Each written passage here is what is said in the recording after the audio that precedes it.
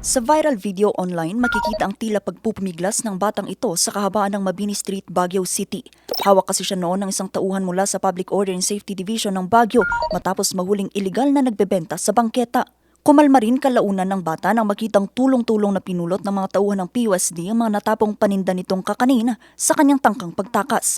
Isinaka ito kalaunan sa rumorondang mobil. Ang videong yan umani ng samot-saring komento mula sa mga netizen online. Kanilang kinwestiyon ang paraan daw ng paghuli sa bata. Depensa ni PUSD Chief Daryl Kim Longid na naaayon sa patakaran ang paghuli sa bata. Base raw ito sa umiiral na City Ordinance No. 01 Series of 2000 o Tax Ordinance. Ipinatutupad kasi ng ordinansa ang anti-peddling policy na nagbabawal sa pagbebenta sa sidewalk, kalsada at iba pang mga lugar, lalo na sa Central Business District at Burnham Park Reservation. The apprehended vendor was a repeat offender, is a repeat offender. No? Ilang beses nilang sinubukang ma-apprehend pero mabilis talaga yung bata. So hindi nila ma-confiscate kahit yung kanyang goods. Ang instant reaction kasi nung peddler is tumakbo. Kaya nadapa silang dalawa nung enforcer, kaya po naikalat yung mga paninda niya. And after that, nung nakita niyo nag-resist siya, pero nung ginaid na siya sa likod ng sasakyan, wala naman siyang, hindi na siya masyadong pumalag pa at hindi rin siya puinersang sumakay doon. Sa kabila nito, aminado ang PUSD na natatakasan sila ng mga illegal vendors. Kabilang na riyan si Rose. Kwento niya madalas na makipagpatintero sila sa mga tauhan ng PUSD, kaya para hindi mahuli, iniiwan na lang nila ang kanilang benta sa bangketa. Hindi na rin daw nila kinukuha pa sa opisina ng PUSD ang kanilang mga produkto. Wala talagang buhayan na iba, ma'am. Kasi pag sa palengke, sabi nila puno na. Pero pag dito na lang kami magpapasaway, pag may demolis, alis kami. Pag wala sila, balik kami. Ganun.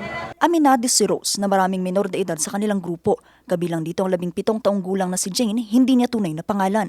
Dapat gaminadjikat ang si kami titil-tiliwan na dapat yung tatakaw. Nataganhana buhay kami matlang. Dan to biti PUSD nga ti mama dadidi ko nagpapasaway mo lang. Kinomplain sa akin ng mga vendors yan. Kaya dinisiplina natin. At dapat legitimate kayo lahat. Hindi pwedeng basta-basta na lang kayo manggagaling kayo sa ibang lugar, pupunta kayo rito, tapos magbebenta na lang kayo. Diba? Tapos dapat sumunod kayo sa batas, sumunod kayo sa patakaran. Kaya itong mga PUSD, talagang full tolerance naman sila. Kaya lang, may pagkakataon talaga na pag inuli mo, talaga magkakaroon ng resistance. Sa kabila ng batikos, ayon sa Baguio City LGU, mananatili ang kampanya nila sa mga iligal na nagbebenta sa lungsod. Malinaw raw na nakasaad sa City Ordinance No. 01 Series of 2000 na maaaring kumpiskahin ng mga otoridad ang mga paninda ng mga lalabag. Kailangan din nilang magbayad ng 1,500 pisong reclamation fee upang mabawi ang mga ito. Bukod pa rito, maaari rin silang mapatawan ng multang 1,000 hanggang 5,000 piso pagkakakulong ng 1 hanggang 6 na buwan, depende sa ipapasya ng hukuman. Pinahihintulutan lamang ang pagtitinda sa ilang lugar kung may kaukulang permit mula sa pamahalang lungsod o sa may-ari ng pribadong lupa. Gayon din sa mga itinalagang vending area gaya ng Baguio City Night Market. Vanessa Bugtong, RNG News.